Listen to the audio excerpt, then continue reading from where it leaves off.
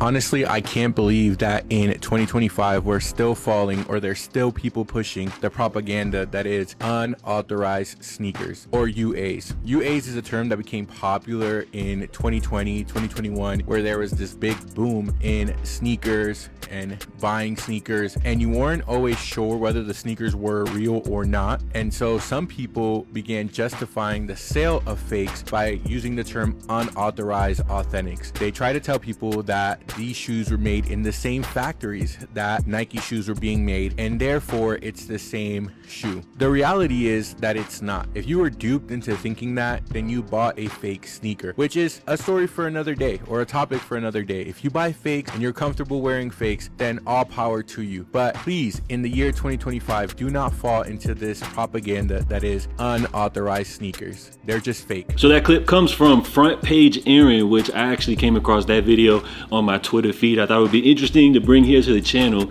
to open up some discussion, as it feels like the world of fake sneakers seems to be very polarizing nowadays. So his bio says MBA, Masters in Marketing. I talk business, marketing, and mostly sneakers. And I'm not even gonna lie, y'all, like, he just looks like one of them dudes that knows what he's talking about, like somebody back in the day, which I probably would have cheated off of his test or something in high school. But we're not gonna get too deep into that. As far as this discussion, when we talk about real versus fake sneakers and the term UA, it seems like a lot of people have a lot to say about that. We also have AD Sneaks chiming in, one of the bigger figures here in the sneaker world, talking about UAs are fake sneakers. You don't have a plug or a sneaker life hack. You have fake shoes. It's pure delusion if you think these are the same as real. On top of that, you have Mr. Unloved Ones, which he said 95% of the first looks are fake sneakers, which I thought that was interesting because I agree.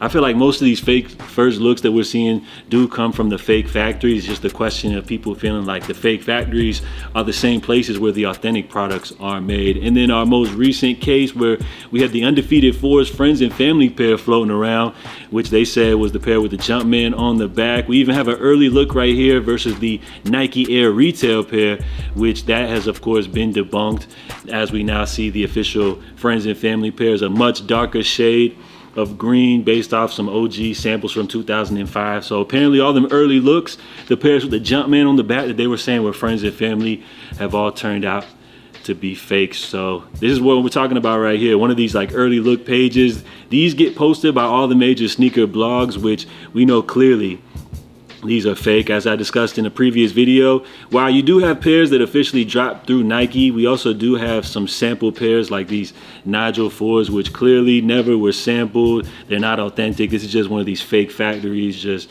dropping their own version of what they feel like is a dope take on the Nigel 4s in this all black color scheme. So when you talk about these early looks, I would agree with Mr. Unloved Ones that for the pretty much 95% of them joints are fake. Now, I did previously do a YouTube video discussing this topic, which you guys had a lot to say in the comment section.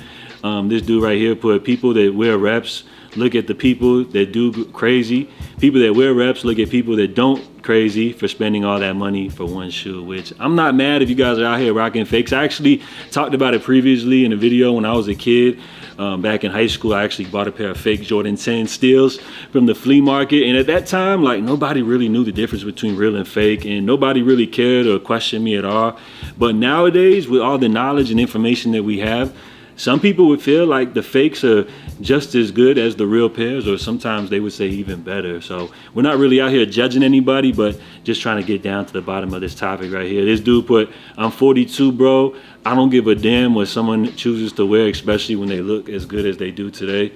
Yeah, that's exactly what I'm talking about. Nobody really cares if you're wearing real versus fake. I feel like that's just more so the sneaker elitists who are out here paying thousands of dollars, for new shoes and everything. I think they're the ones that care so much about it.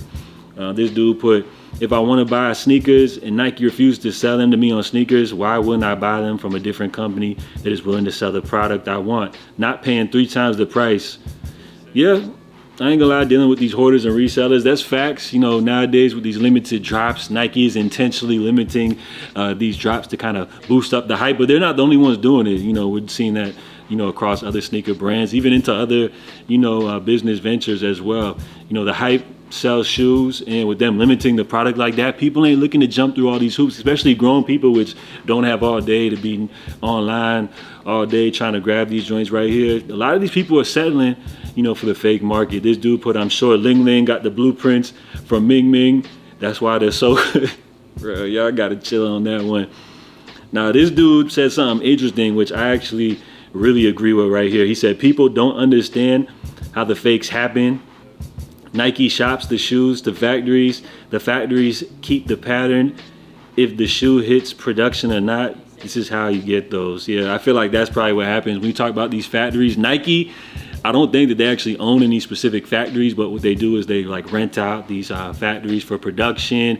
And when you talk about the samples, that's a pair that could get passed around to different factories, and I think that's where we get these early looks from. Or it's just the case that they know already what the shoes are going to look like. Remember, these are just retro, so they're just giving us new colorways of past models, so that could be the case as well. This dude put, these factories are using the same high-end machines. Fakes will never have a resale market, so it can only go so far. The shoes are made months before release date and no one has a receipt to speak negative. There's been a lot of hate on this channel lately.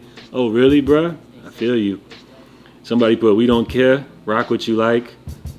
Crazy, scary, spooky, hilarious. And then this dude, the dog whisperer, put, no, they not producing the same factories. These factories make the same stuff as the real factories, but the difference is they are made with better materials and quality.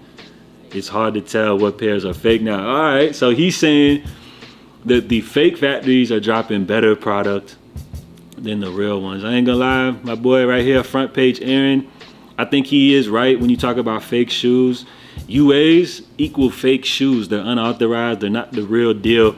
It's just the big question is, you know what I'm saying, are these UAs using better quality or the same materials, you know, that big brands like Nike are using? So drop your feedback down below. Just gonna check in with you guys on this topic, which I feel like is polarizing. Some people would agree, others wouldn't. But let me know what y'all think down below. JATV. I'll check in with you guys next time. Stay safe, stay blessed. Drop a salute if you made it to the end. I'll catch y'all next time. Love.